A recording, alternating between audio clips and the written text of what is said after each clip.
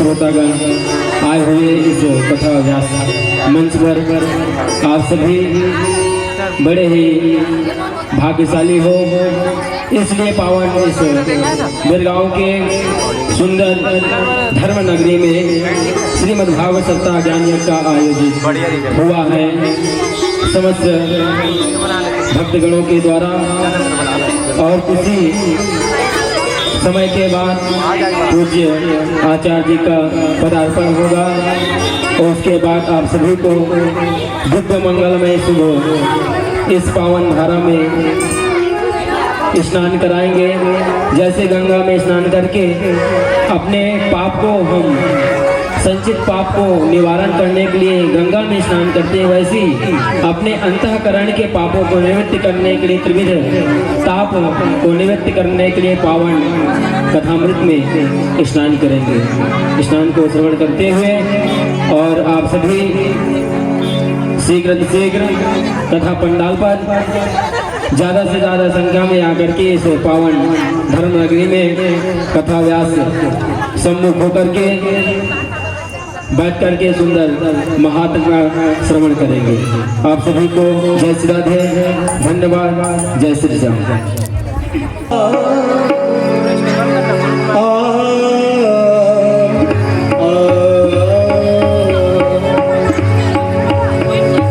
विघ्न हरण गौरी के नंदन सुनरी सदा सुखदाई रे, तुलसीदास जी गणपति सुप्र कोटि जन्म फल पाए रे।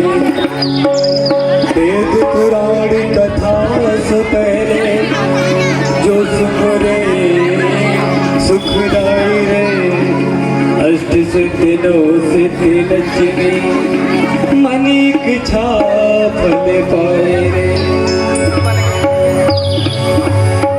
अर्चना वंदना आराधना, अर्चना वंदना आराधना, अर्चना वंदना आराधना, अर्चना वंदना आराधना।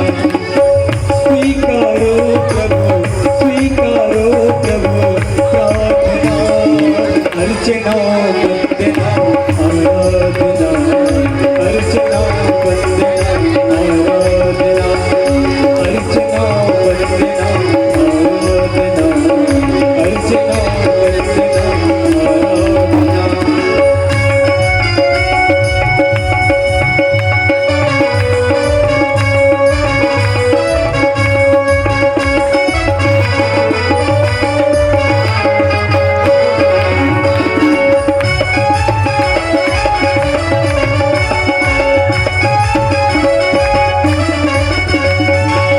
दिल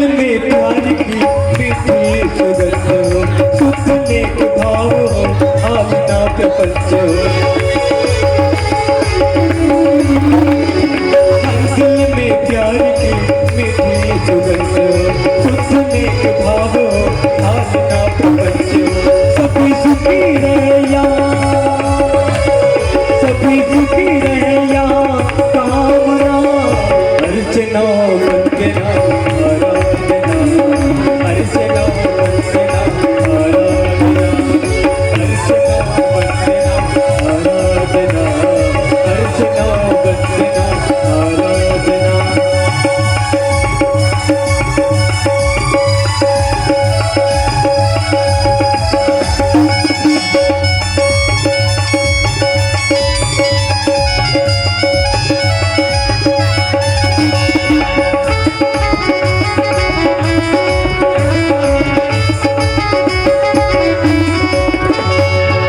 घर में गीता रामायण का सार हो, अपने हर सपूत पर भारती को नाज हो। हर घर में गीता रामायण का सार हो, अपने हर सपूत पर भारती को नाज हो। भले खुले संतों की भले खुले संतों की कामना, अर्चना वंदना आराधना।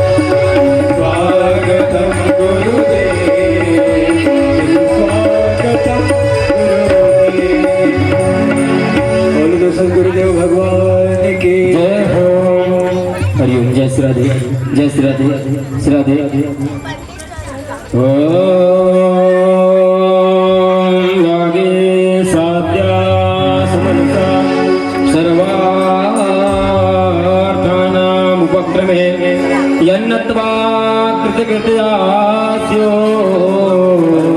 सन्नमामि गजाननम्।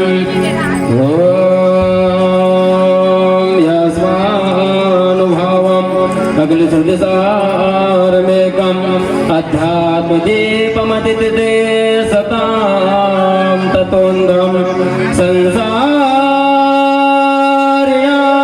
करुणया पुराणगुह्यम्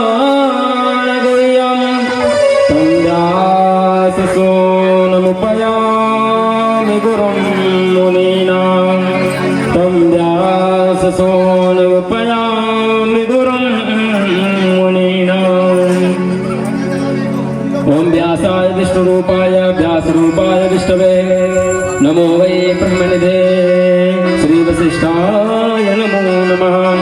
अखण्डमण्डलाकारं व्याप्तं येन चराचरं तत्पदं दर्शितं येन तस्मै श्रीगुरवे नमः।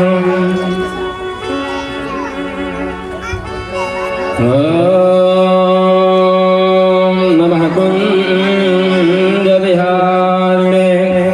नमः कुञ्जविहारिणे स्वामी श्री शंकराचार्य गुरुणां गुरवे नमः। ॐ कालव्यानमुग्रासत्रासवर्णासेतवे श्रीमद्भागवतं शास्त्रं कलौकीरेण भासितम्। चंद्रमा ओम भूर्भुवस्वः श्री वेदपुरुषाय नमः। श्री बालकृष्णकमलेभ्यो नमः।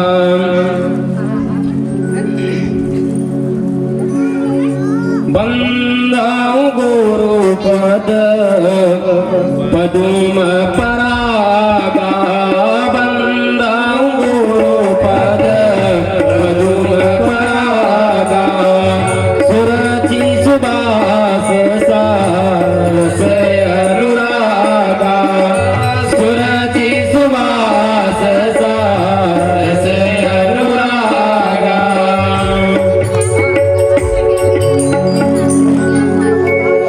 समस्त भक्तगण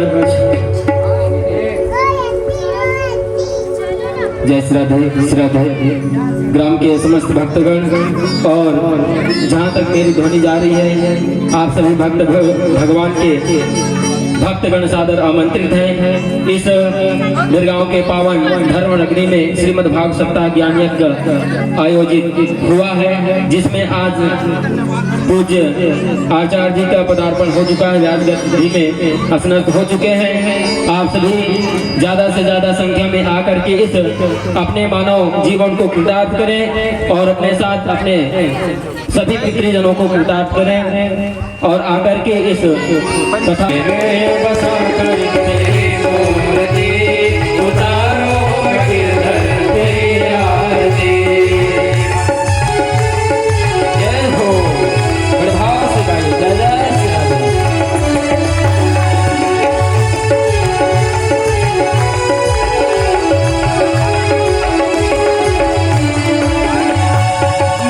तुझसे क्या मैं यही सोचूं भगवान जिंदगी जब तेरे नाम कर दे अरमान। मांग तुझसे क्या मैं यही सोचूं भगवान जिंदगी जब तेरे नाम कर दे अरमान। सब कुछ तेरा कुछ नहीं मेरा सब कुछ तेरा कुछ नहीं मेरा। चिंता है तुझको संसार मन में बसा कर तेरे मोर जी उतारो के घर पे यार जी।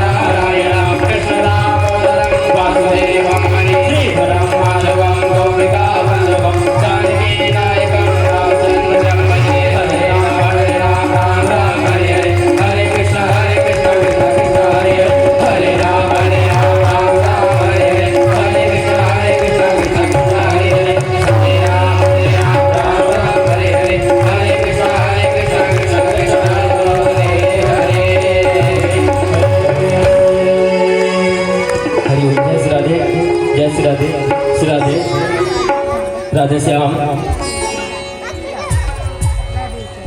सभी भक्तगण जल से आगमन कर ले में मुख्य जमान और जो बाहर में भक्तगण खड़े हुए वो अपने पंडाल के अंदर आ जाए। जले सिले रणमासवाला निर्माण ओम स्वानि देव सावितुर्दूरितानि परासुवान इस्पदरांदन आसुवान ओम शांति शांति शांति शांतर्भवतु सर्वारिष्ट शांतर्भवतु। सभी भक्तगण अपने स्थान पर परिक्रमा करने लगे। गोल घूमते जय जय श्री राधे जय जय श्री राधे जय जय श्री राधे। सभी भक्तगण अपना स्थान चयन कर लेते हैं, आसन ग्रहण कर लेते हैं और बाकी बिहारी के सुंदर कथामृत में पूज्य आचार्य जी के सुंदर पावन कलिमत के पापों को निवारण करने वाली, पतित से पावन करने वाली इस पावन गंगा में आप सभी कुछ ही क्षण में प्रवेश करेंगे स्नान करने के लिए और इस तरह अपने मन को एकाग्र करते हुए उसी भांति जैसे श्री सुखदेव जी महाराज श्री नैमी सारण के तीर्थ में सुंदर महात्माओं को कथा श्रवण करा रहे हैं राजर्षि परीक्षित को। ये श्रीधाम वृंदावन साकार हो रहा है क्योंकि भागवत भगवान का यहाँ प्रतिष्ठा हो चुका है। स्वयं राधा माधव यहाँ विद्यमान हो गए, विराजमान हो गए हैं। आप सभी से निवेदन कृपया शांति का परिचय देते हुए अपना आसन ग्रहण करें और भगवान की सुंदर कथामृत को श्रवण करें। जय जय श्री राधे जय जय श्री राम। धन्यवाद।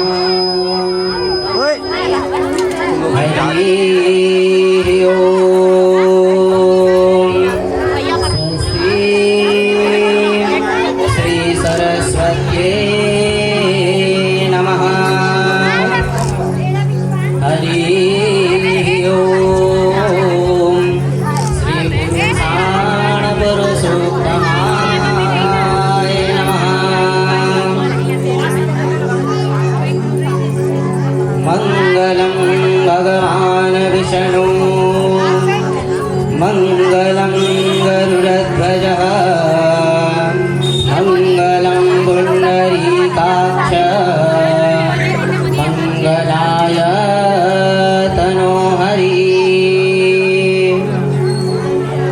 वक्रतुंड महाकाय सूर्यकोटि समाप्रभा निर्विघ्नं कुरु मे देव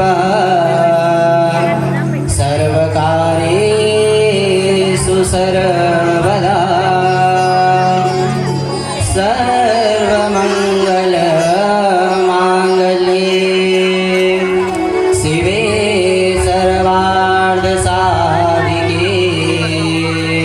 शरण्ये त्र्यम्बके गौरी नारायणी नमोस्तुते शान्ताकारं भुजगशयनं पद्मनाभं सुरेशं विश्वधारं गगनसदृशं मेघवर्णं शुभाङ्गं लक्ष्मीकान्तं कमलनयनं योगविद्यावगम्यं वन्दे विष्णुभवभयहरं सर्वलोकैकनाथं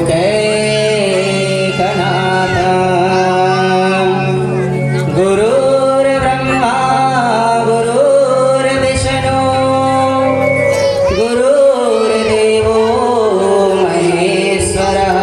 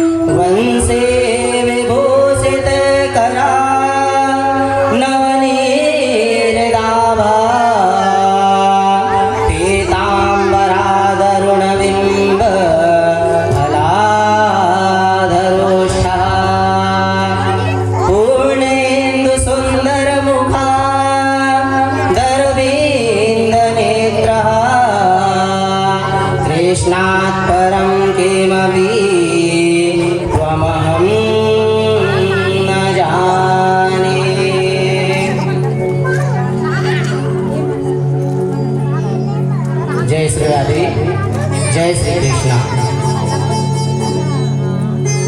आज समस्त हम यह दिव्य स्थान पर परम मंगलमय परात्पर और ब्रह्म परमेश्वर परम पिता अकारण करुणा वल्लालय और भक्त वत्सल हम सब आज इस पावन पुनीत ग्राम में कहाँ हम हैं, कहाँ है अभी हम वृंदावन में है ना। तो वृंदावन में अपने मन में आप सभी मान करके इस छत्तीसगढ़ के पावन पुनीत क्षेत्र पर और इस रायपुर के सन्निकट बसा हुआ माँ बंजारी जी के पावन गोती पर बसा हुआ और समस्त हमारे ग्राम के जो देवी देवता हैं इन सभी के परम मंगलमय आशीर्वाद से और सदगुरुदेव जी की कृपा से अपने माता पिता जी के परम आशीर्वाद से आज हम सभी यहाँ भागवत जी की वांगमय प्रतिमा क्या है, श्रीमद् भागवत। हम यह सभी श्रीमद् भागवत जी की पुण्य कथा सुनने के लिए हम सभी आज यहाँ विराजमान हैं। तो आज सभी श्रीमद् भागवत जी की पुण्य मंगलमय कथा को श्रवण पान करने के लिए अपना कुछ समय कुछ कीमती समय आप सभी निकाल करके यहाँ पर पहुँचे और इस परम मंगलमय भागवत रूपी ज्ञान रूपी इस गंगा में गोता लगाने से सर्वप्रथम क्या करते हैं, बोलते हैं कि वाणी की शुद्धि किससे होती है, भजन से, है ना। तो भजन करने के लिए सर्वप्रथम हम सभी यहाँ जिस प्रकार से विराजमान हैं तो सभी हम सभी हिंदू जो है ना सभी के लिए क्या कामना करते हैं कि सर्वे भवन्तु सुखिना, सर्वे सन्तु निरामया और सर्वे भद्राणि पश्यन्तु मा कश्चित् दुःख भाग भवेत्। तो आइए हम सभी पहले इस जगत के कल्याण के लिए आज इस महात्मा दिवस की कथा पर हम सभी पहुँचे हैं। तो आइए पहले सभी के मंगल कामनाओं के लिए भगवान जी से पहले विनती करें अपने वाणी को थोड़ा सा शुद्धि आप सभी प्रदान करें। सुखी बसे संसार सब दुखिया रहे न कोई, यह अभिलाषा हम सबकी भगवन पूरी होए। सुखी बसे संसार सब दुखिया रहे न कोई, यह अभिलाषा हम सबकी भगवन पूरी होए। विद्या बुद्धि तेज बल सबके भीतर हो,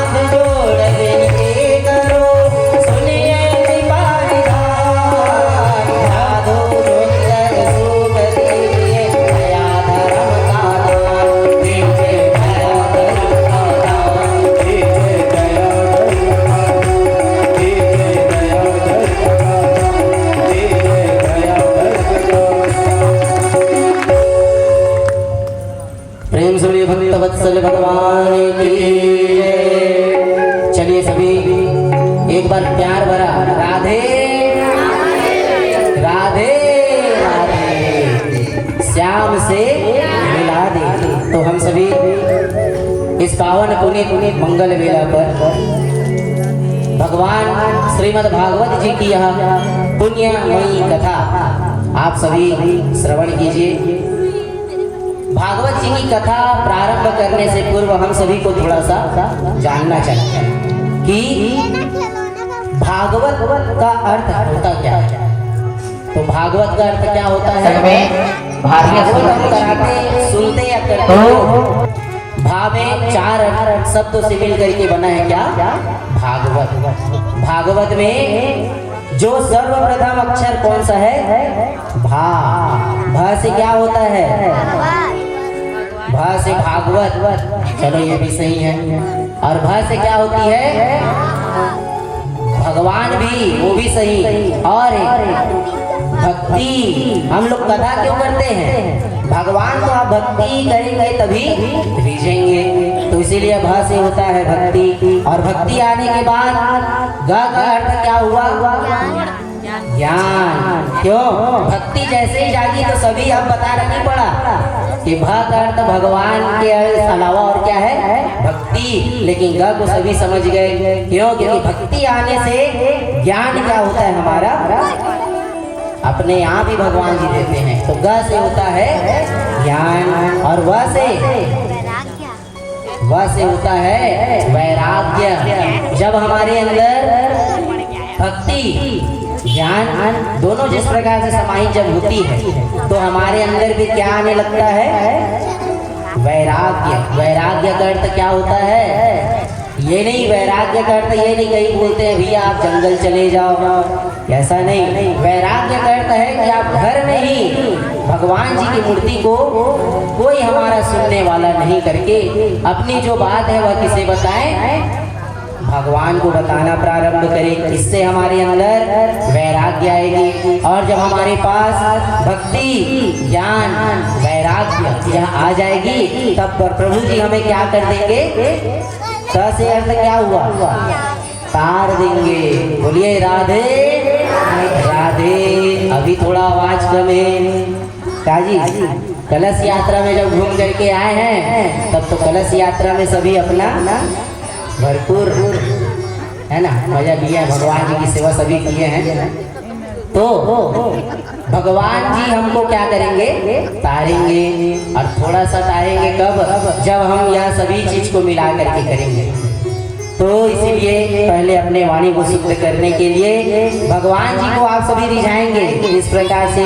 आइए भगवान जी के लिए, भगवान जी को रिझाने के लिए एक छोटा सा भगवान जी के लिए भजन आप सभी बनाएंगे। और भजन करेंगे तो किस प्रकार से? ताली की सेवा करते हुए, है ना। ये नहीं संगीत वाला मना है तो संगीत वाला का ही, ऐसे नहीं भैया। अपन जो हाथ में जो ये रेखाएं होती है ना, यह रेखा में क्या होता है? भगवान जी जिस प्रकार से तराजू है ना, तो तराजू में हम लोग कोई चीज तौलते हैं तो एक तरफ तो हमारी जो सामग्री है वह रखते हैं और दूसरे तरफ क्या रखते हैं? तराजू के लिए बट, है नहीं जी। तो तराजू का बट का कार्य क्या है? हमारी जब हाथों की यह रेखा है ना, तो रेखा में शुभ है तो थोड़ा दुख भी है, सुख के साथ दुख भी है। तो वह जो दुख है ना वह किस प्रकार से मिटेगी? भगवान जी के लिए हम जब सेवा करेंगे तो आइए प्रभु जी के बढ़िया मीठी मीठी तालियों की सेवा करते हुए प्रभु जी के लिए मेरो राधा रमण गिरधारे गिरधारे श्याम बनवारे। मेरो राधा रमण गिरधारे, मेरो राधा रमण गिरधारे, गिरधारे श्याम बनवारे।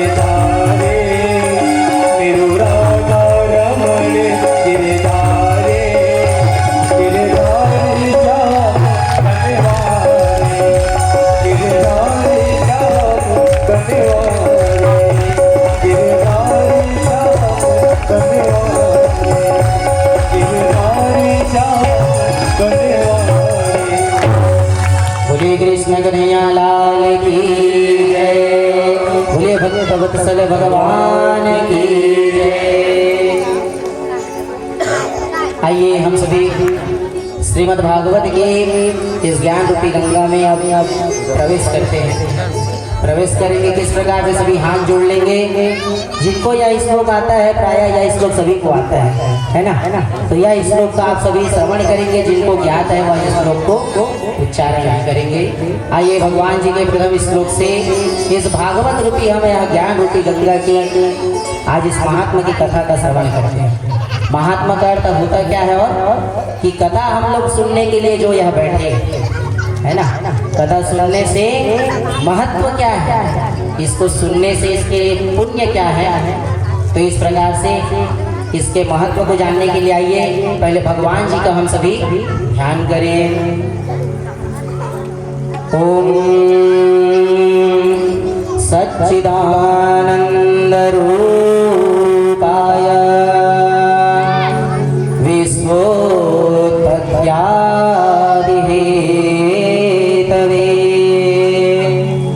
तापत्रय विनाशाय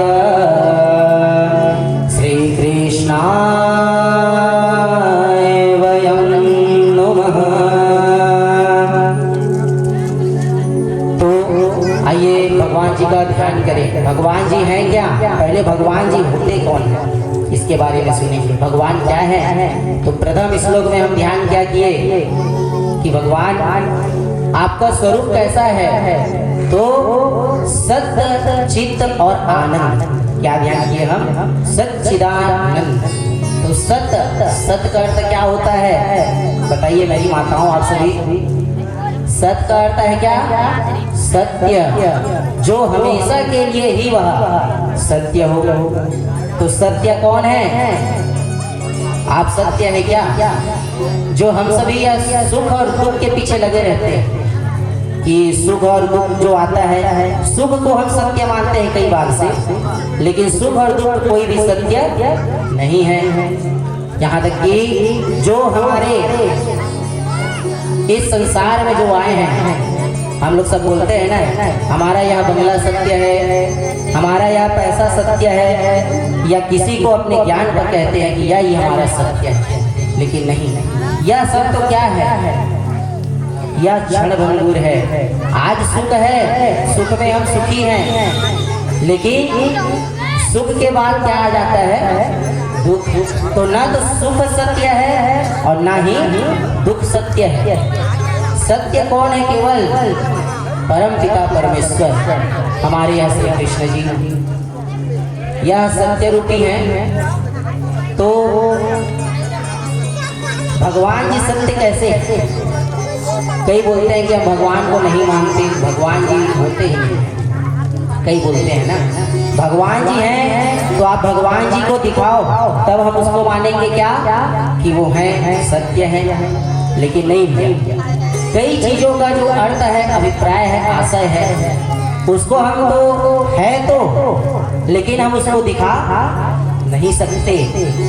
आप मन बताओ भैया, जब हम कोई भी है, इसी सभी ऋषियों के मध्य में श्री शौनक जी के मध्य श्रोता बन करके शौनक जी जो है ना, सभी के प्रतिनिधित्व कर रहे हैं। जिस प्रकार से अभी हमारे बीच में आप सभी जन तो एक आध सो भी जो है नहीं, एक आध सबके हो जाए, लेकिन यह कथा के मुख्य श्रोता कौन हुए, बोलिए, हमारे भैया परीक्षित श्री घनश्याम वैष्णव जी, संग में भारिया स्वरूप लक्ष्मी माता।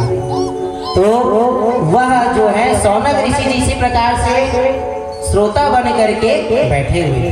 और भगवान जी जो शौनक जी है ना, वह क्या है, कथामृत रसा स्वाद कुशलः, मतलब जो भगवान जी हैं, भगवान का कथा अमृत पान करने में जो है ना, शौनक जी अत्यंत कुशल है। तो किस प्रकार से हम लोग जब श्री सत्यनारायण जी की कथा सुनते हैं ना, किसे दाई हो संतोनी जी, हाँ हानि बोला जाओ, हाँ कथा जब सुनते हैं तो कथा सत्यनारायण जी की कथा कई हम लोग क्या करते हैं, हर पूर्णिमा कथा रखते हैं, है ना, कथा पूर्णिमा कथा जब 12 महीना हम लोग सुनते हैं, तो कई लोग क्या बोलते हैं, ले न महाराज जी आई काला सुनाई का सुन तो कथा लीलावती आओ गलावती वही लग सुनाई महाराज सुना। तो नहीं, भगवान जी के जो कथा है हर बार इस प्रकार से वह सुनते थे शौनक जी कि हर बार यह कथा मैं क्या सुन रहा हूँ, नया सुन रहा हूँ। कुछ ना कुछ कथा में मेरे को हर बार क्या मिलता है, नया मिलता है। इसी प्रकार से कथा को श्रवण करने में अत्यंत जो है वह कुशल है शौनक आदि ऋषि मुनि। और अनभिज्ञ ऐसे हो जाते थे वह कि मैं जानते हुए भी कुछ नहीं जानता। हम लोग जब कथा श्रवण करते हैं ना भाई बहन, कथा किस प्रकार से सुनना चाहिए। कभी भी अपने आप को जब हम लोग कथा में आए हैं ना, तो कथा को ज्ञानी बन करके कभी भी नहीं श्रवण करना चाहिए। कथा को कैसा सुनना चाहिए कि हमको इसके कथा के बारे में कुछ भी नहीं पता। अगर ऐसा आप सोच करके कथा सुनेंगे ना, तो भगवान जी के इस प्रकार से मैं मन में ध्यान करता हूँ कि भगवान जी आपका जो भी आप प्रश्न लेकर के आप इस कथा में आएंगे ना, और कुछ नहीं जानते बोल करके सुनेंगे, तो आपको जरूर कथा से कुछ ना कुछ नया आपको प्राप्त होगा। तो इसी प्रकार से वह अनभिज्ञ होकर के बैठते थे और महात्मा की कथा में वह पूछने लगते थे। शौनक जी ने पूछा, सूत जी को नमन करके पूछते हैं कि हे सूत जी महाराज, भगवान जी सबसे पहले आप लोग सभी ये जाने कि भगवान जी हम लोग भागवत जो कथा है ना वह कराते क्यों हैं, भागवत जी की कथा से करने से और मिलता क्या है, तो भागवत जी की कथा क्यों करते हैं। सर्वप्रथम ना हमारे यहाँ कितनी गंगाएं हैं, कितनी गंगा है। एक गंगा को सभी जानते हैं, है ना, कौन सी गंगा, जो हमारी पावन नगरी प्रयागराज पर हमेशा अविरल बहती है ना, जिसका संगम। तो वह हुई एक निर्मल गंगा। दूसरी हम लोग कौन सी गंगा में है, श्रीमद् भागवत जी को भी क्या कहा जाता है, श्रीमद् भागवत रूपी ज्ञान गंगा।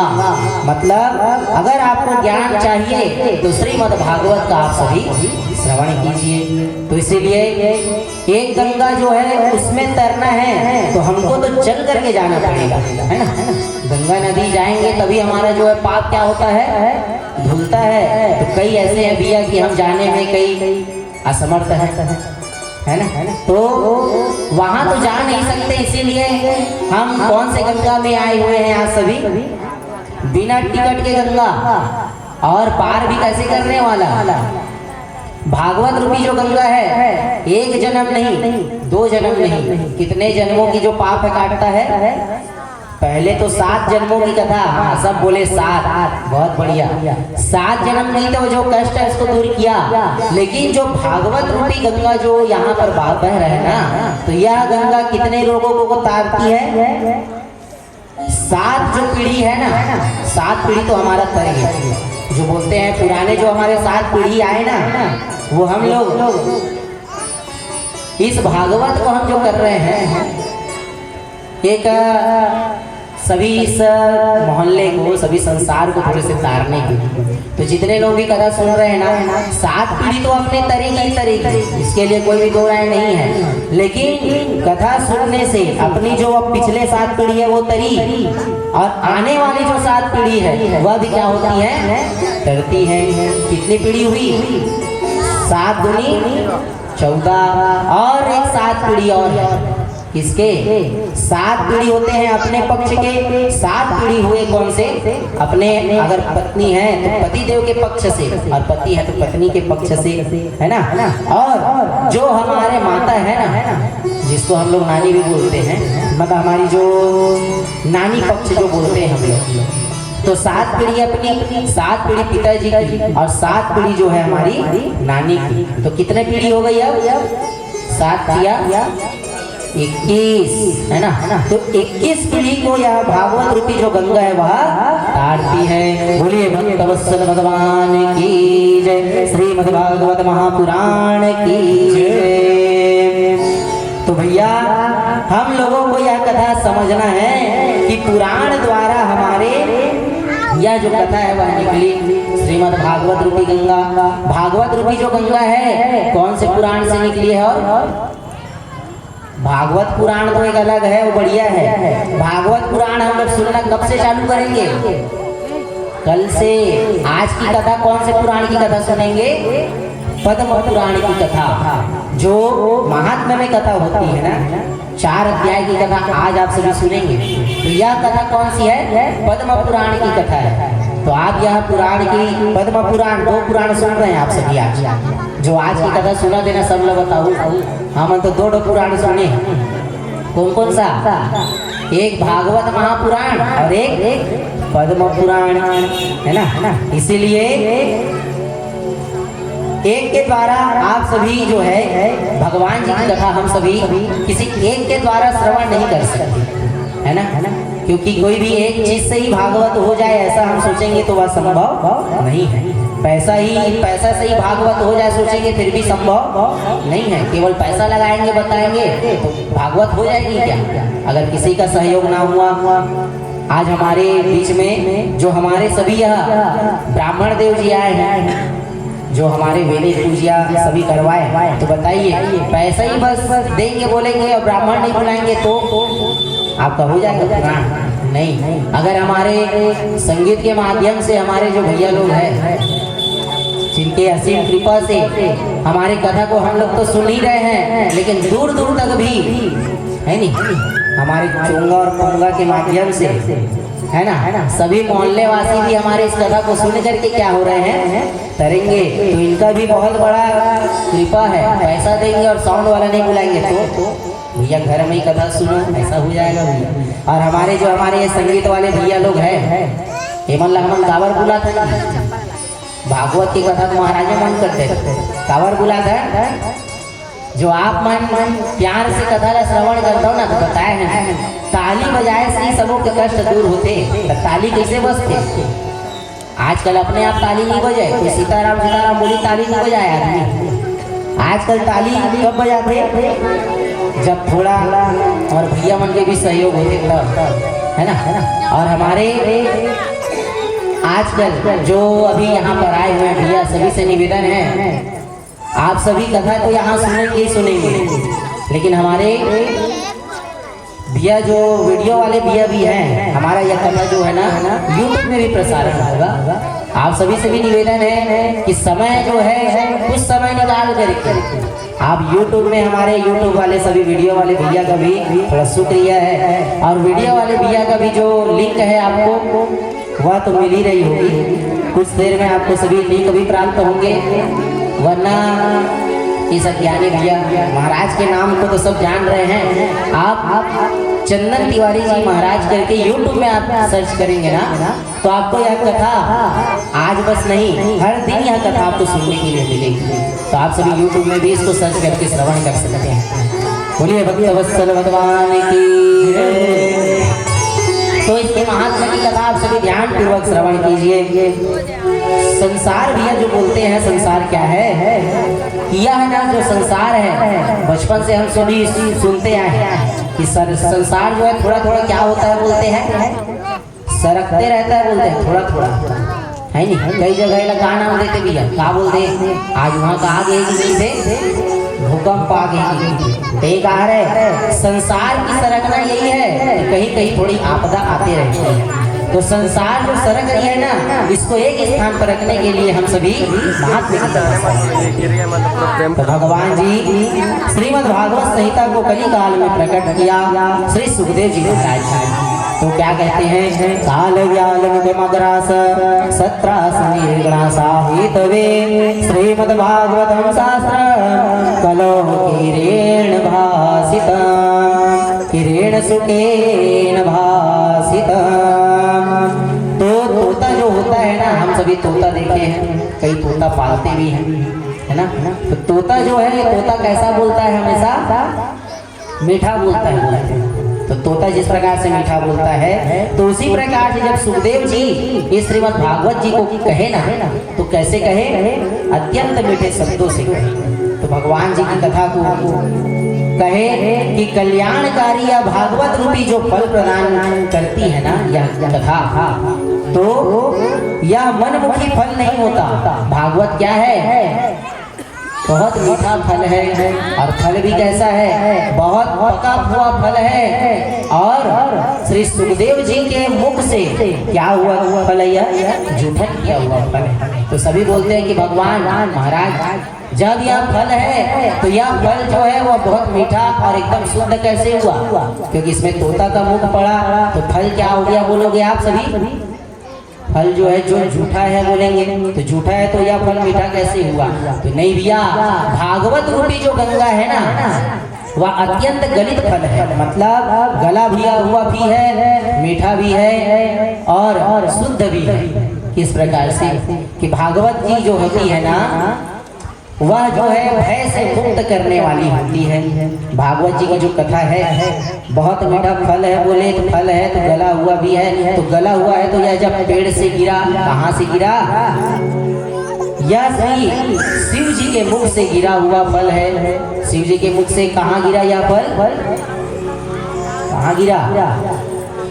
पार्वती जी के अपने श्रीमुख श्री पार्वती जी के माता के पास यह फल गिरा। पार्वती जी से यह फल कहाँ गिरा? सुखदेव जी भी साथ में सुन रहे थे तो उनके माध्यम से यह फल गिरा। सुखदेव जी सुनाए रहे थे किसको? सौनक ऋषि जी को। और सौनक ऋषि जी ने जिस प्रकार से यह 88,000 ऋषि मुनियों को सुनाया, तो 88,000 ऋषि मुनि गणों में एक गुरु महाराज जी भी और बैठे। कौन? श्री वशिष्ठ गुरुदेव जी महाराज, जो हमारे जो हैं बोलते हैं ना, क्या बोलते हैं, गोत्र उच्चारण। जब पूजा पाठ हम सभी करवाते हैं गोत्र को उच्चारण कराते हैं ना, तो उसी में बैठ करके श्री वशिष्ठ जी भी यह कथा को श्रवण कर रहे थे। और उसी के माध्यम से श्रीमद् भागवत रूपी जो गंगा है, महाराज श्री परीक्षित को जो यह कथा जब सुनाई है ना, तो उसको भी भय मुक्त यह कथा कर दिया। तो यह कथा सुनने से सभी जो होते हैं वह भय से मुक्त होते हैं। भगवत जी की कथा जो होते हैं, सुधा कुंभम गृहीत्वया दैवास्त्रय समागमः। सभी देवता लोग जब यह कथा प्रारंभ कर रहे थे ना सुखदेव जी महाराज, तो सभी देवता लोग अपने अपने जो हैं अमृत रूपी कलश को लेकर के आ गए। कहाँ? श्री सुखदेव जी महाराज जी के पास। क्यों? क्योंकि जब परीक्षित जी को श्राप लगा था ना, तो क्या कहे कि आप अमृत को इनको पिला दीजिए परीक्षित जी को, और यह जो कथा रूपी अमृत है, भागवत रूपी अमृत, यह क्या कर दीजिए, आप हमको दे दीजिए। तो भैया यह ऐसा फल है कि अमृत से भी यह फल बहुत ऊंचा है। तो इसीलिए इस कथा को आप सभी ध्यानपूर्वक सुनिए। तो सुखदेव जी मन में सोचते हैं कि जब अमृत लेकर के आए ना, कि भैया आश्चर्य यह हुआ कि देवता तो इतने परमार्थी कब से हो गए कि आज अमृत को दे करके भागवत रूपी गंगा मतलब अमृत जो है मांग रहे हैं। तो ऐसा सोचे मन में। और इस मृत्यु लोक में तो आए दिन लोग जो है ना मरते रहते हैं। इन लोग जब मरे तब यह क्यों नहीं गए वह अमृत को पिलाने के लिए? ऐसा मन में सुखदेव जी सोच रहे थे। तो फिर बिना बुलाए ही देवता वहां पर अमृत जब लेकर के आए थे, तो मन में महाभारत जी का एक प्रसंग है क्या कि पक्षीराज गरुड़ को अपनी माँ, जो गरुड़ जी है ना, उनकी माँ का नाम क्या था? वनिता देवी। तो वनिता को दासत्व से मुक्त करने के लिए ना, जब यह अमृत था कहाँ? इंद्रदेव जी के पास। इंद्रदेव जी के पास से गरुड़ जी समृत, और सभी को श्रीमन नारायण का उच्चारण करना है ना। तो श्रीमन नारायण का उच्चारण क्यों? किसी भी अकेले पुरुष की अगर वंदना करेंगे तो भगवान जी प्रसन्न नहीं होंगे। भगवान जी में जो नारायण है, नारायण हुए कौन? हमारे भगवान श्री कृष्ण जी। और जो हम लोग शुरू में जो श्री लगाए, श्री को क्या कहते हैं? जो हमारी जो लक्ष्मी सब होती है ना, उनको श्री से संबोधन करते हैं। तो इसीलिए श्रीमन नारायण का उच्चारण हमेशा नारद जी करते रहते हैं। और नारद जी कहते हैं भैया, एक समय नारद जी जब घूमते हुए आए ना, तो नारद जी भैया 7 दिन तक इस कथा को कैसे नारद जी ने सुना, क्योंकि वो 2 घड़ी ज्यादा बैठते नहीं। इसके बारे में आप बताइए। कहने लगे कि इस दिन नारद जी ने 7 दिन बैठ कर इस कथा को कैसे सुना। आइए हम सभी सुनते हैं। एकदा हि विशालायां चत्वारिस्यो अमलः सत्संगार्थ समायाता दासृतं नारदः।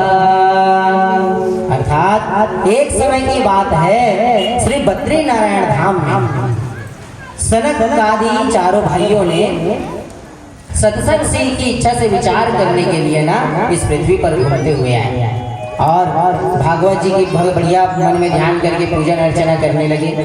और थोड़े से ही आनंद में उनको बहुत आनंद आता था, थोड़ा सा ही अगर नाम उच्चारण हो जाता था ना तो वह खुश हो जाते थे। इसी प्रकार से सनातन और सनत कुमार चार भाइयों जो थे वह घूमते हुए आए और चारों भैया विचरण कर रहे थे ना कि अचानक देखा नारद जी को। नारद जी जो है उनको देख करके प्रसन्न हुआ, लेकिन संत को संत अगर कोई मिलता है ना भैया, अपने को अपना ही कोई मिले तब आदमी क्या होता है, थोड़ा खुश होता है ना। अगर कोई चार आदमी अगर मिले हैं तो कोई अपने जैसे हम हैं, कोई हमारे प्रिय जो ब्राह्मण आ जाए, जैसे हमारे आज बैठे हैं भैया, हमारे बीच में हमारे मोनू भैया भी बैठे हुए हैं, हमारे मोनू दुबे जी है ना। तो जिस प्रकार से सत्संग की कामना से ब्राह्मण को देख करके खुश होता है, उसी प्रकार से कोई एक गलत व्यक्ति अगर आए जो हमेशा कोई चोरी छुपे काम करता है ना, तो उसको उसी प्रकार के आदमी आता है तब क्या होता है, वो खुश होता है उसको देख के कि अरे भैया आज तो सोनम सुहागा, भैया कोई ऐसे वाला आदमी है मलने वाला। कई जन रहते हैं ना, और मान लो एक समय में अगर उसका वो खत्म हो गया और उसी समय कोई आगे बैठ करके ताली बजा रहे हैं, नहीं भाई वो लोग क्या करते रहते हैं, ताली बजाने वाले, तो उसको देख करके ऐसा मन में सोचते हैं कि आज तो भैया सोने में सुहागा हो गया। इसीलिए कोई अपने प्रकार के ही आदमी को देखते हैं तब वह क्या होते हैं, प्रसन्न। तो साधु को देख करके क्या हुए, बहुत प्रसन्न। नारद जी को देखे तो नारद जी से पूछा कि भैया जैसे संगत जी की हम सभी संगति करते हैं वैसी हमारी और क्या बनती है, बोलते हैं कि जैसी होगी संगत वैसी होगी हमारी रंगत। तो संगत जो है हमेशा हमको अच्छा करना है। जो हमारे आज बैठे हैं बढ़िया सभी हम जवानों के इस उम्र में, तो इन सभी को जो है ना संगति का बहुत बड़ा असर है हमारे जीवन में। हमको संगत हमेशा कैसे करना है, अच्छों के साथ। कथा वाले का संगत करेंगे तो हम क्या बनेंगे, कथाकार बनेंगे या भागवतकार या कथा सुनने वाला या सुनाने वाला बनेंगे। और अगर हम लोग दूसरे का संगत करेंगे, एक दिन नहीं करोगे आप, 2 दिन नहीं करोगे, 4 दिन नहीं करोगे, लेकिन एक समय में आप उसके संगत को क्या करोगे, करना प्रारंभ भी कर दोगे, थोड़ा थोड़ा कर। तो इसीलिए ना नारद जी जब मिले सभी संतादि भाइयों से, तो सनकादियों का जीवन जो है भगवत कथा है और कथा मात्रे का जीवन, मतलब कथा के लिए ही वह जीवन प्राप्त किए हैं। और जैसे ही नारद जी निकट आए तो बड़ा आश्चर्य हुआ, क्योंकि नारद जी का मुख जो है ना आज बहुत चिंतित थे, नारद जी बहुत दुखी थे। और कहने लगे, जब नारद जी को दुखी दिखा ना, सनकादि भाई जो है आश्चर्यचकित थे, कहने लगे कि नारद जी के पास तो कुछ नहीं है, दुखी कौन होता है, जब कोई हमारा प्रिय वस्तु हमसे अगर छीन जाए तब हम लोग क्या हो जाते हैं, थोड़ा दुखी हो जाते हैं। लेकिन नारद जी के पास तो दुख होने के लिए कोई भी कारण नहीं है, क्योंकि नारद जी हमेशा क्या है, कहते हैं कि ब्रह्मा का पुत्र हूँ और नारद मेरा नाम, और इधर उधर करता रहूं, बस यही है मेरा काम। तो नारद जी का क्या काम रहता है, पैसा जोड़ने का काम नहीं। नारद जी हमेशा ना भैया इधर के बात को उधर करने वाले हैं, तो अपने पास कुछ रखे नहीं रहते, जिनसे जो लिया ना वो दूसरे को जा करके उसको दे देते हैं। मतलब जिनका दुख रहता है उसको लेकर के उनको सुख प्रदान करना ही क्या है, नारद है। और नारद जी को देखे तो कहने लगे कि भगवान आप इस प्रकार से दुखी होकर के कैसे घूम रहे हैं कि कोई श्रीहीन हो गया हो, ऐसा आपका मुख लग रहा है।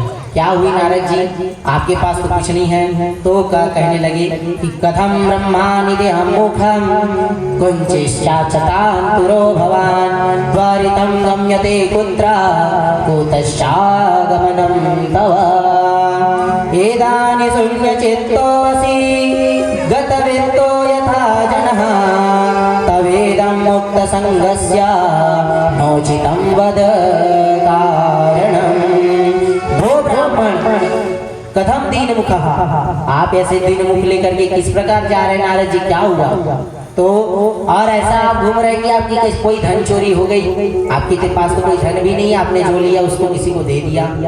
तो भैया सबसे बड़ा धन श्री नारद जी का क्या है, हम सभी धन को क्या मानते हैं? अपना धन किसको मानते हैं?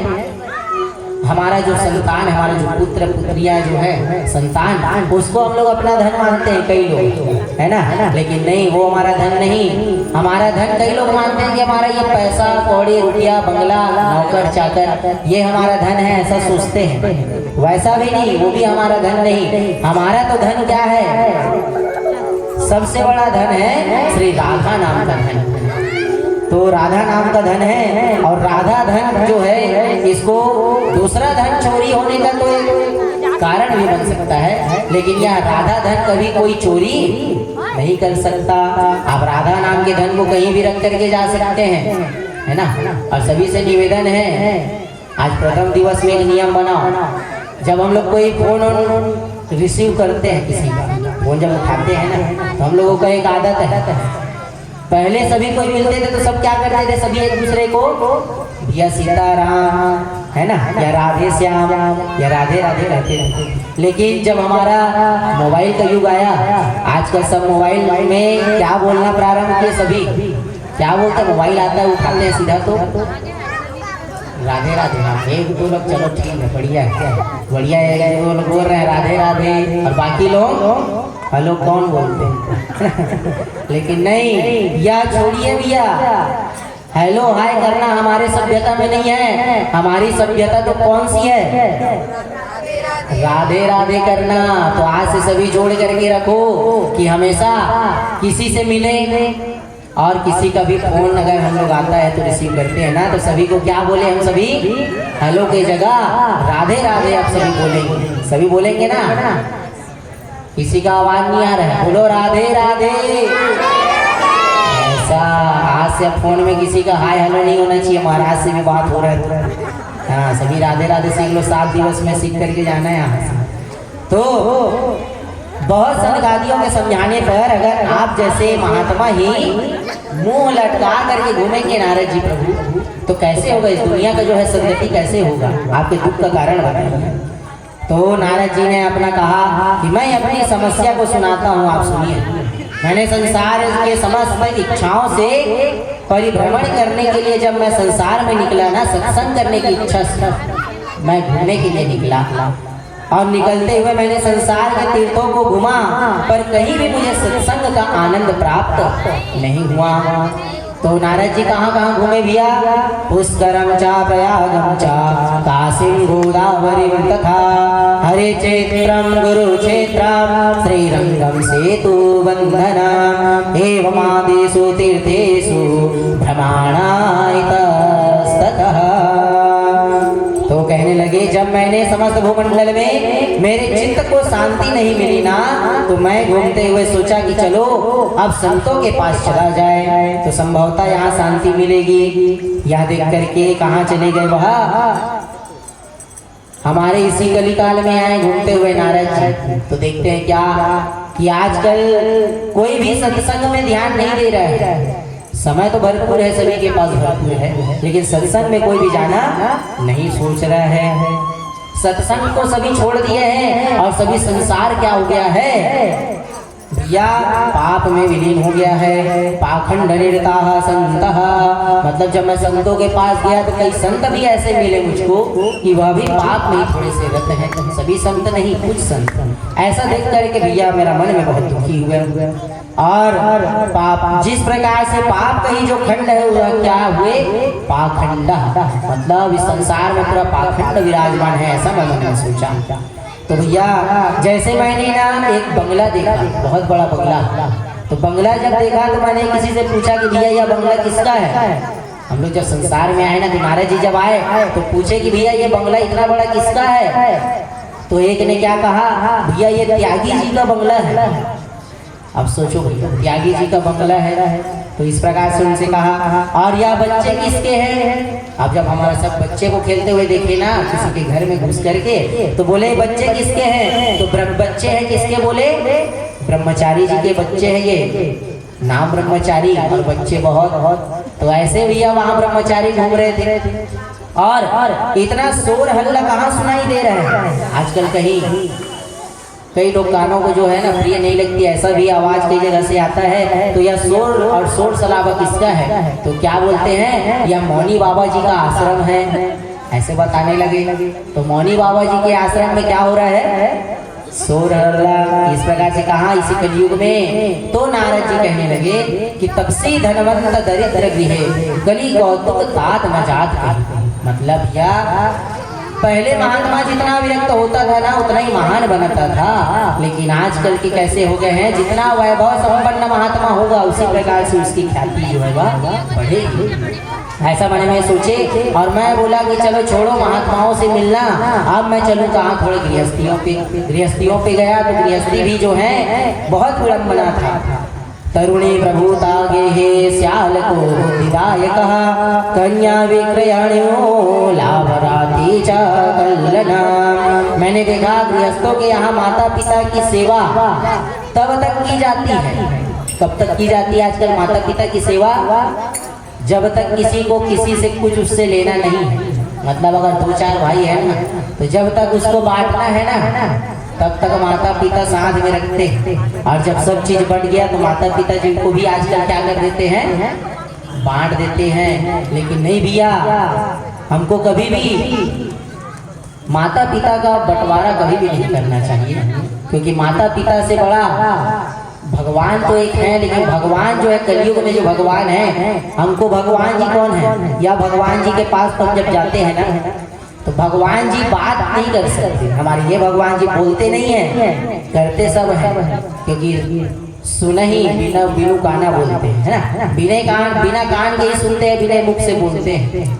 तो या भगवान जी तो कुछ नहीं सुनते और बोलते मन से, मतलब बोलने के लिए नहीं है। लेकिन हमारे लिए भगवान जी क्या बोलते हैं कि भैया जब हम लोग इस पृथ्वी पर आए ना तो सब बोलने लगे कि भगवान मैं जब पृथ्वी में जाऊंगा ना तो भजन कैसे करूंगा, क्योंकि मेरे पास तो आप नहीं रहोगे।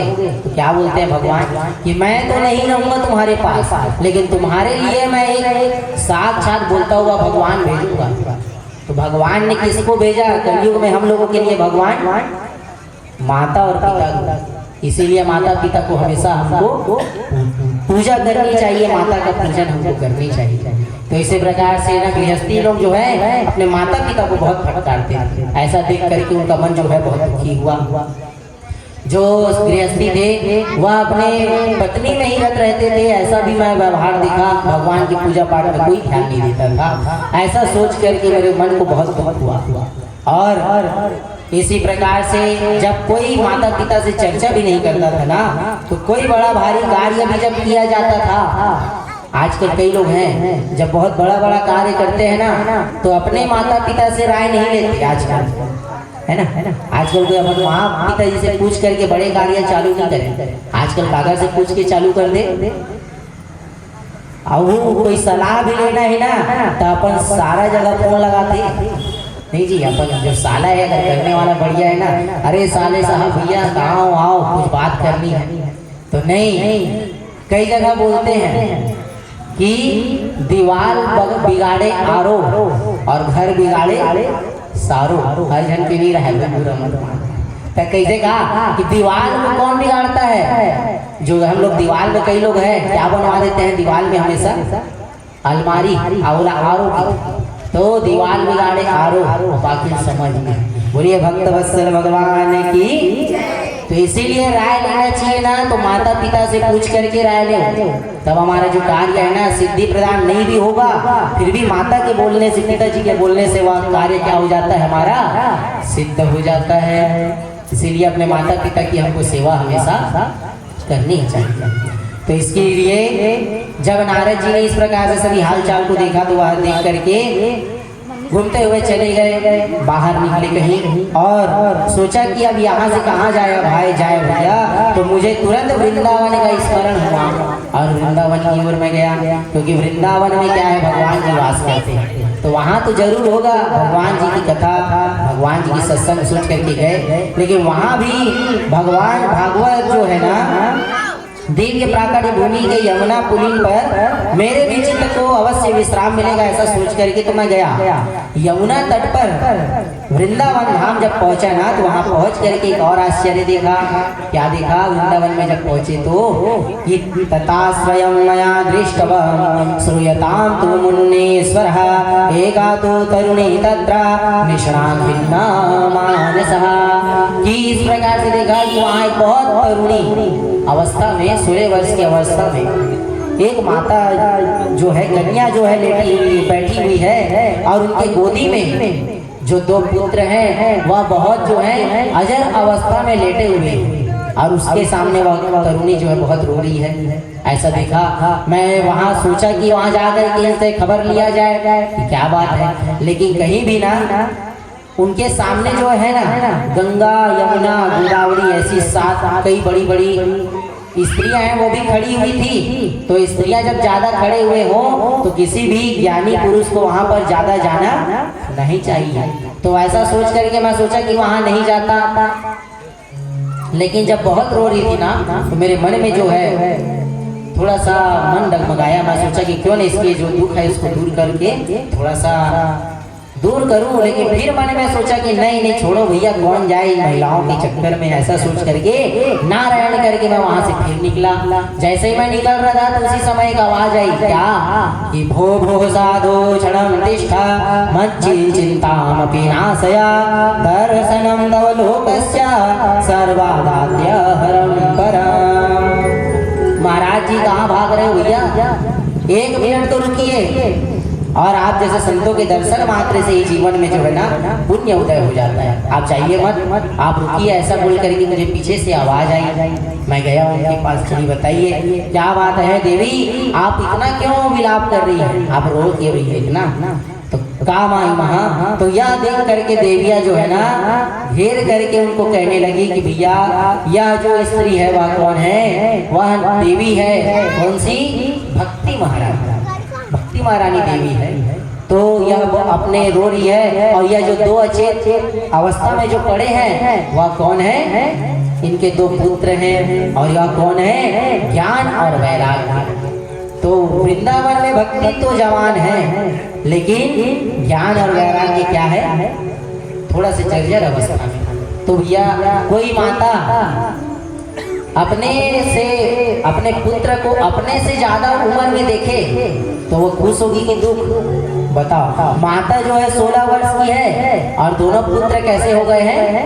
जर्जर अवस्था में। इसको देख करके मैं रो रही हूँ करके भक्ति महारानी जी उनसे नारद जी से कहा। तो नारद जी ने कहा कि ऐसा क्या हुआ? तो नारद जी कहने लगे भैया, तो ज्ञान और वैराग्य जो कथा है उसको कहने लगी कि जब 17 वर्ष के हो गए ना, तो भक्ति माता कहने लगी कि मैं इसके हाल चाल को सुनाती हूँ कि जब 17 वर्ष के हुए ना, तो जब हमने संसार में जब जन्म लिया तो माँ हमारे हृदय में सुख नहीं है क्या? और हाँ, हम सच्ची बात है प्यारे, आज हम भी कोई आदमी को पूछो तो सब बढ़िया, तो वो आदमी कहेगा कि क्या बढ़िया। किसी से पूछते हैं ना, हम कहते हैं कि भैया और सब बढ़िया बढ़िया, तो क्या बोल देगा कि भैया क्या बढ़िया, चलत जिंदगी इसी की सब जनती देती है ना। तो इसी प्रकार से उसी प्रकार जब आदमी जन्म लेता है तो सुख दुख लेकर के आता है। जैसा सत्य है तो असत्य है, कर्म है तो मर्म है, धर्म है तो अधर्म है, उसी प्रकार से सुख और दुख है। वैसी नदी है तो नदी का किनारा भी है। परिवार में पति पत्नी है ना तो जीवन है। अभी रात है तो दिन भी निकलेगा। तो यहाँ जोड़ी बन करके आया है, तो भक्ति महारानी से कहे कि माँ हमें सुख किस प्रकार से मिलेगा? तो हमको आप बताइए। तब भक्ति माता उसे कहने लगी, इस संसार में आदमी के पास चाहे करोड़ों का धन तो हो, पर उसके बावजूद उसको सुख नहीं मिल पाता। सुनो पुत्रों, अगर तुम सुख प्राप्त करना चाहते हो तो इस संसार में आप कृष्ण नाम का समान कोई दूसरा सुख नहीं। आप कृष्ण जी का नाम का जो सुख है ना, उसको आप प्राप्त करो। तो ज्ञान वैराग्य कहने लगे, माँ भगवान कहाँ मिलेंगे? फिर भक्ति माता कहने लगी, बेटा बैकुंठ में भगवान जी मिलेंगे। तो वृंदावन धाम में विराजमान है। फिर ज्ञान वैराग्य कहने लगी कि चलो माता गोविंद के दर्शन करने चलते हैं तो हमारा यह जीवन सफल हो जाए। फिर भक्ति माता दोनों बालकों को लेकर के हाथ पकड़ करके ले जाने लगी ना, तो चलते चलते भक्ति माता ने अपने दोनों पुत्रों के साथ पहले कहाँ पहुँचे थे? 17 वर्ष के थे जब ज्ञान वैराग्य ना कर्नाटक पहुँचे। कर्नाटक जब पहुँचे तो वहाँ मनुष्यों लोग जो है ना भक्ति का परात्पर को उठा करके भक्ति माता को पत्थर मार ऐसा देख करके वहां से चलने लगी। वे वृंदावन गुजरात से होते हुए पहुंचे। कहाँ? वृंदावन गुजरात से होते हुए पहुंचे और वहां पर आश्चर्यचकित घटना क्या घटी कि जो 17 और 19 वर्ष के जो बालक थे ना, देखते ही देखते दोनों बूढ़े अवस्था में चले गए और माता जो है वह रोने लगी कि बचाइए माँ, बचाइए माँ। तो नारद जी को अब उनको बताया कि ऐसे ऐसे हम लोग घूम रहे थे सत्संग करने के लिए, तो या तो जर्जर हो गए, मैं यहाँ पर सु अवस्था में बैठी हूँ। तो भक्ति माता सोचने लगी कि हे गोविंद, ये मेरी जिंदगी में क्या हुआ। उसके ओर देखते हुए बालकों को जगाने के लिए, बेटा ज्ञान उठो, वैराग्य उठो, ऐसे कहने लगी। तो गंगा यमुना जो सरस्वती है ना, वह सब भी जब माता भक्ति रोने लगी ना, तो वह सब उनके सामने पधारे और भक्ति माता के पास आ गई और पूछने लगी कि बहन तुम रो क्यों रही हो। तो नारद जी जब पूछे ना, तो भैया नारद जी जब पूछे तो उनको सब हाल चाल तो बताया कि इसी प्रकार से जब घूमते हुए हम लोग आए ना तो यह अचेत अवस्था में हो गए। नारद जी ने क्या किया? नारद जी ने कहा कि भैया ठीक है, मैं इनको गीता का पाठ सुनाता हूँ। तो नारद जी ने गीता पाठ पढ़ाया कि इसको थोड़ा उठाया जाए, अभी जर्जर अवस्था में है। तो गीता पाठ पढ़े, उनके मन में कोई भी हलचल नहीं हुई। आगे चल करके उनको वेदों का श्रवण कराया, पुराणों का श्रवण कराया, लेकिन वह उठे ही नहीं। और भगवान जब उनके अवस्था नहीं खुली ना, तो भगवान जी क्या हुए? भगवान जी ने, नारद जी ने ना भगवान जी के अमोघ मंत्र का उच्चारण किया। क्या कहने लगे कि श्री राम रमा रम सम नम भवताप भयालु पाहि जनम। श्री राम रमा रम सम नम भवताप भयाकुल पाहि जनम। अवदेश सुरेश रमेश विभो, अवदेश सुरेश रमेश शरणागत मागत पाहि प्रभु, शरणागत मागत।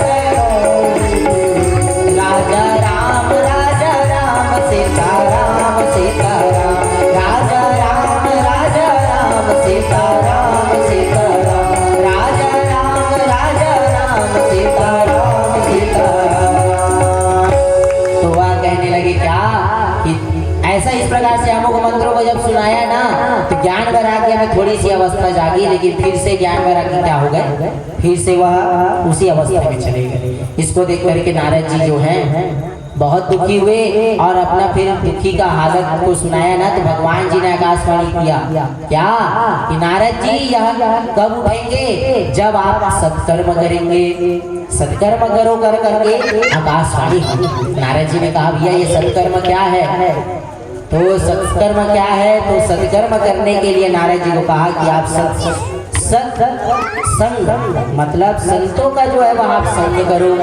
नारद जी संतों के संग करने के लिए बढ़िया गए और कहने लगे कि चलो भगवान जी का भैया सत्संग करते हैं। ढूंढते ढूंढते सभी बड़े बड़े विद्वानों के पास गए, लेकिन उसका जो है कार्य नहीं बना। तो सभी ने कहा कि भैया तुम सत्कर्म करो और समाचार को सुनाओ। समय एक एकाग्र चित्र हो गए और आकाशवाणी जब सत्संग की सुनी ना, तो नारद जी वहां से निकले और गए सत्संग करने।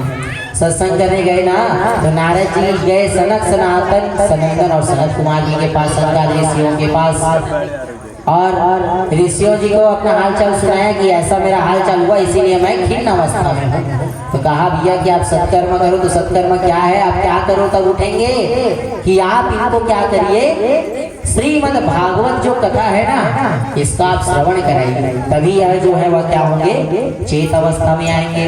कहने लगे कि यह भागवत पुराण की कथा क्या वेदों से भी बड़ी कथा है, जो इसको सुनने से इनके जो जिस अवस्था में है उससे भी जान जाएंगे। कहने लगे कि भैया चार वेद तो सभी जान रहे हैं, लेकिन भागवत जी को क्या कहते हैं हम लोग? पंचम वेद, है ना। आरती में सभी गाते हैं ना, पंचम वेद निराला। तो आप या पांचवा वेद है, इसको आप श्रवण करेंगे। तब उसको क्या किए कि भैया चलिए ठीक है, तो सनक चारों भाइयों के लिए बढ़िया छोटा छोटा चौकी बनाया गया और सभी ने श्रीमद् भागवत जी का सत्कर्म करने के लिए कहाँ पर पहुंचे? बद्रीनाथ घूमते घूमते गए थे, कथा को रखवाने के लिए कहा तो सनकादियों ने कहा कि भगवान इस कथा को यहाँ नहीं करेंगे, कथा कहाँ करेंगे हम सभी? द्वारिका नाथ में। क्यों द्वारिका में कथा क्यों हुई? द्वारिका जब हम लोग बोलते हैं ना, द्वार मतलब हम लोग के जब घर होता है, तो जब बद्रीनाथ था ना, बद्रीनाथ में बहुत ज्यादा क्या रहती है? हमेशा ठंड रहती है। तो वहाँ के जो संत तपस्या जो करते हैं ना, उन लोग कथा बस उन्हीं लोग सुनेंगे, नीचे वाले लोग नहीं सुन पाएंगे। तो इसीलिए हमको चलना चाहिए और नीचे। तो भैया दिल्ली में कथा करो, दिल्ली में कथा करो, चलो महाराज।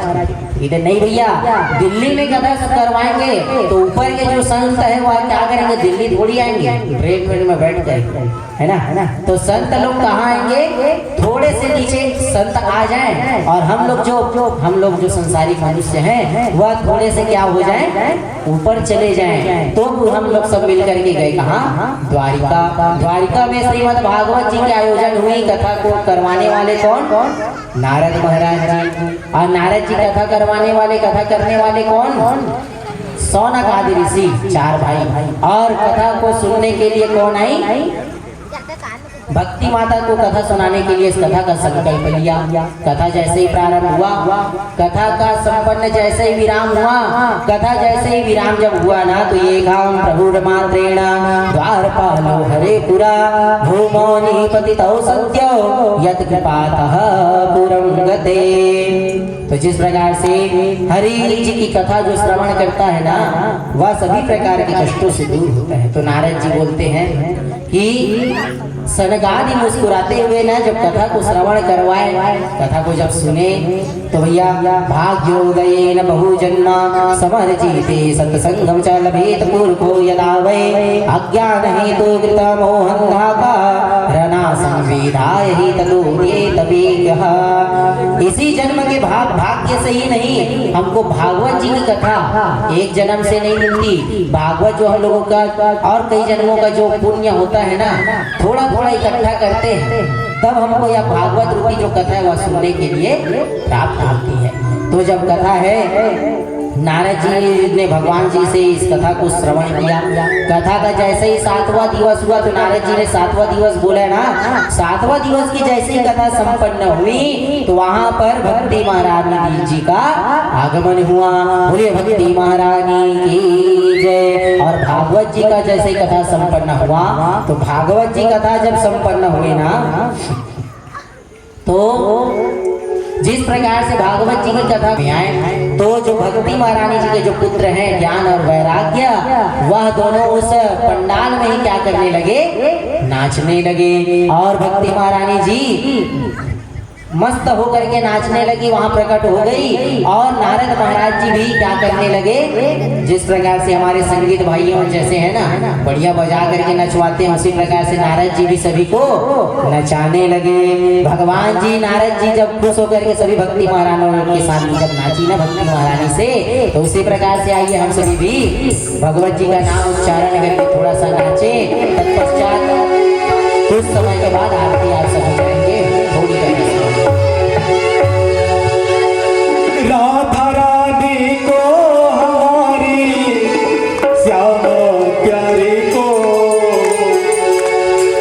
राधा रानी को हमारी श्याम प्यारी को, मिश्री से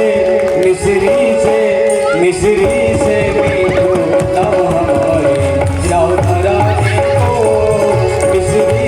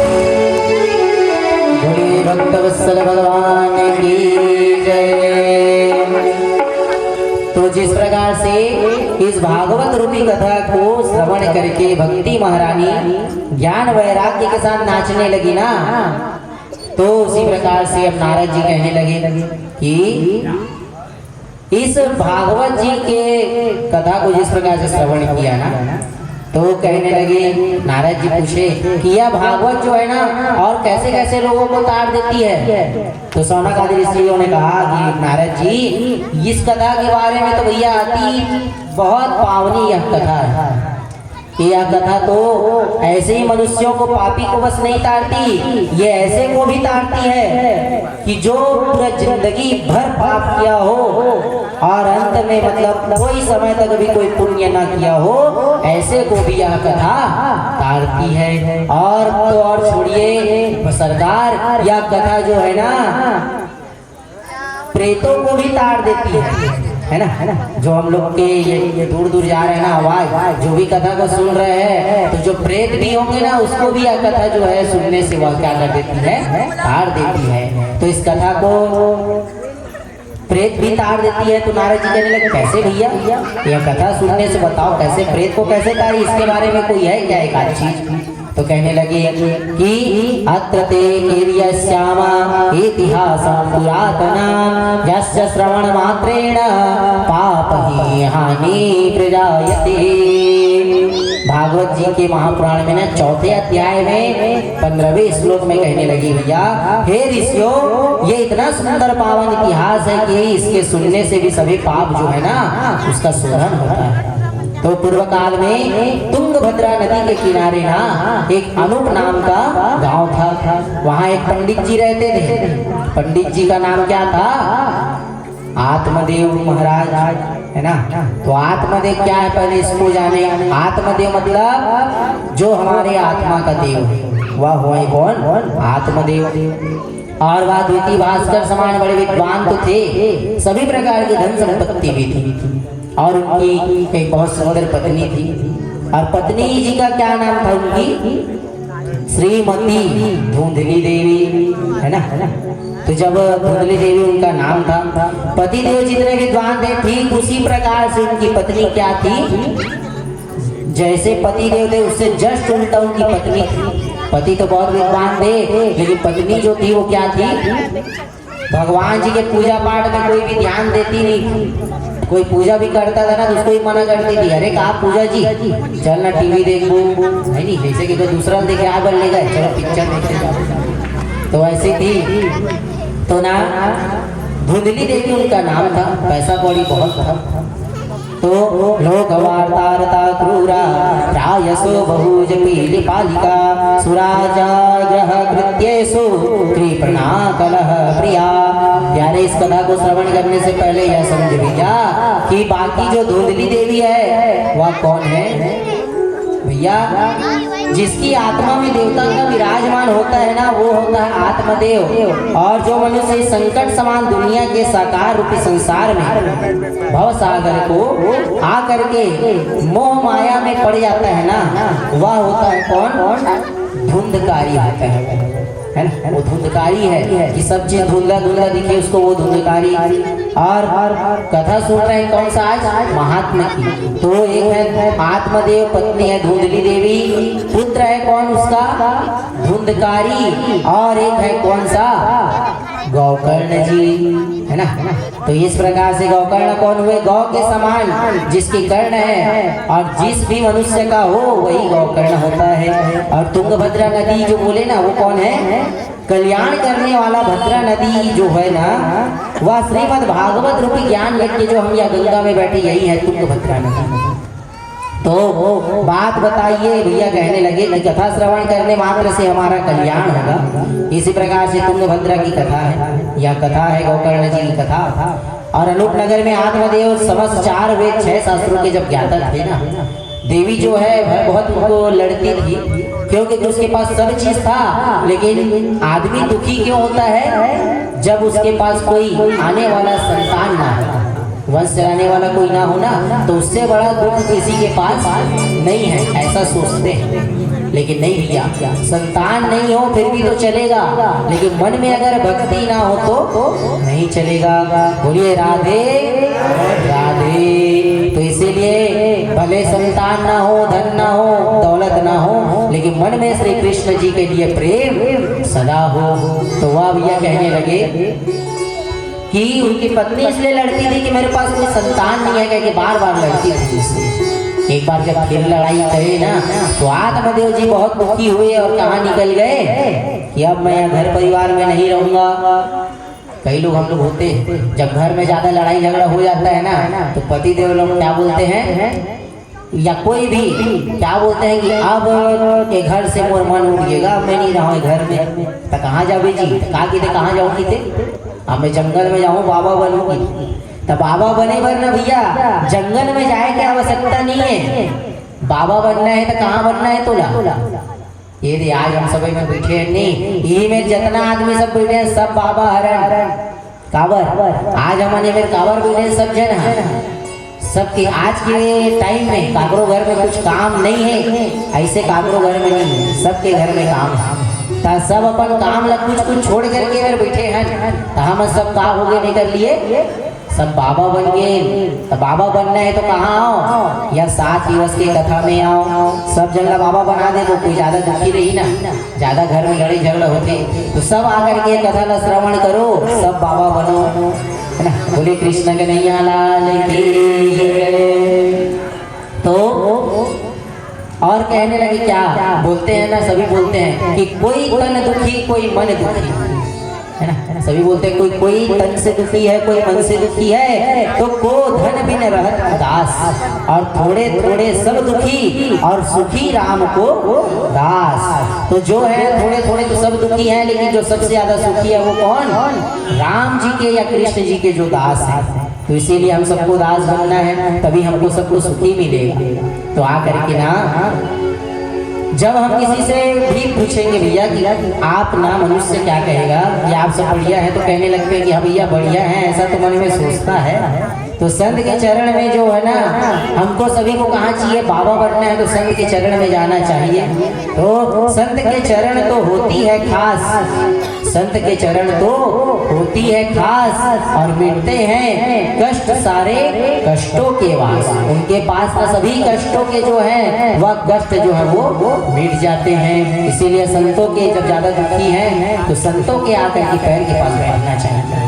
तो जब एक क्या हुए संत जो है, जब बाबा आत्मदेव जी बाबा बनने निकले ना, कहने लगे भैया कि मैं बाबा बनूंगा, ऐसे कैसे निकले? तो वहां जा करके एक नदी के किनारे खड़े हो गए कि भैया मैं अब जा करके यहाँ से जाने वाला हूँ, मैं मर जाऊंगा। तो उसी समय क्या हुआ, जब मरने के लिए खड़े हुए नदी के तट में ना, तो एक बाबा जी आए, संत जी आए और आकर के कहने लगे कि भैया क्या हुआ, आप इस प्रकार से दुखी कौन है? संत ऐसा सोचा कि क्यों नहीं इसके कष्टों को दूर किया जाए, क्योंकि संत इसलिए सोचा कि भगवान के लिए यह रो रहा होगा। लेकिन जब उससे पूछे कि भैया आप क्यों रो रहे हो, क्या कहने लगा कि मेरे पास संत जी सब चीज है, लेकिन वंश को चलाने के लिए कोई भी संतान नहीं है, इसीलिए मैं रो रहा हूँ। तो बाबा जी तो भैया सिर पकड़ लिए, कहने लगे मैं तो सोच रहा था कि ये भगवान के लिए रो रहा होगा, लेकिन ये क्यों रो रहा है? संतान के लिए रो रहा है। तो कहने लगे, उसको समझाया बहुत कि भैया संतान के लिए मत रो, संतान आपको तारेगी नहीं, यहाँ तक कि संतान तो आपको अंत समय में आपके धन को भी क्या कर लेगी? छीनेगी, लूटेगी। इसलिए संतान के लिए मत रो, आप भगवान के लिए रो। आनंद कंद हत पाप क्रिया वाराणसी नाथ नाम श्री विश्वनाथम शरणं प्रपद्ये। कृष्ण जी सबको तार लेते हैं, कृष्ण जी सबको तार लेते हैं। भाव से उबार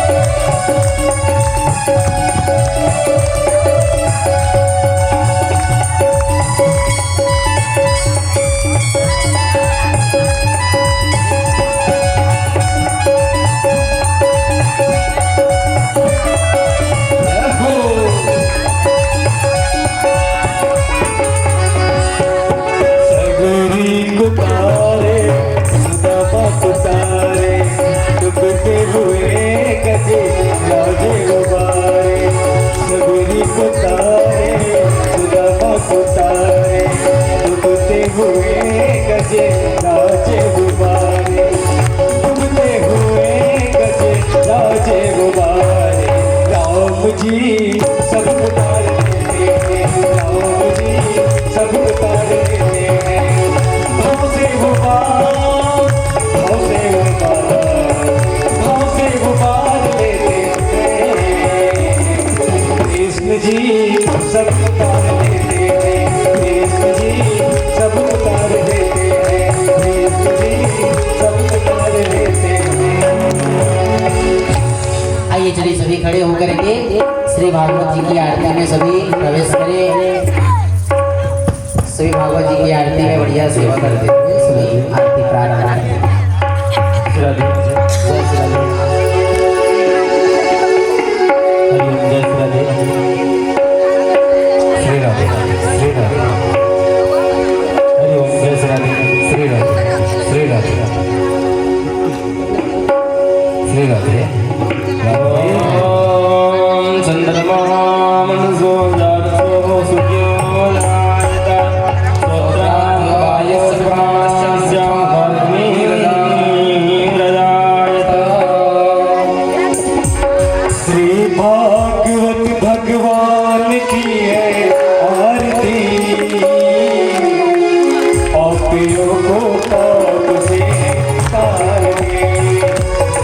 श्री भागवत भगवान की है आरती, पापियों को पाप से तार दे। पापियों को पाप से तारती, पापियों को पाप से तारती, पापियों को पाप से तारती, पापियों को पाप से तारती। श्री भागवत भगवान की है आरती, पापियों को पाप से तारती। श्री भागवत भगवान की है आरती, पापियों को पाप से तारती।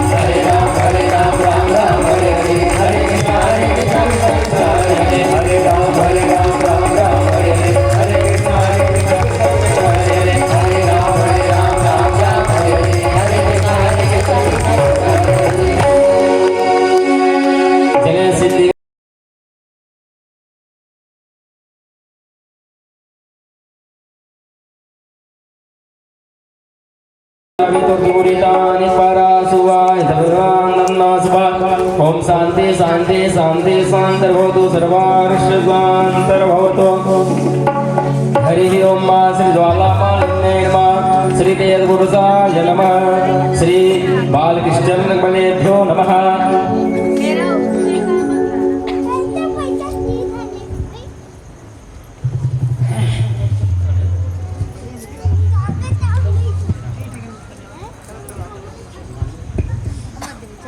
सभी भक्तगण अपने स्थान पर परिक्रमा कर लेंगे। ओम ये दत्तान प्रदं दशकहस्ताय धन्यः तेघागुं सहस्रयोजने वदन्वानि तन्मसि। सभी भक्तगण दोनों हाथ जोड़ लेंगे। बाकी बिहारी के सम्मुख होकर के मंत्र उच्चारण सभी करेंगे। हरि ओम देवासामि दत्मानि प्रथमान्यासन्नादेहनाकं मयि मानः सचन्द्रपूर्वे साध्याः सन्ति देवाः मुखं संयोज्यकरणान्ते सप्तमुच्चैः समुच्चरान् ज्ञानप्रबोध्यतां शीघ्रं वैराग्यप्रबोध्यताम्।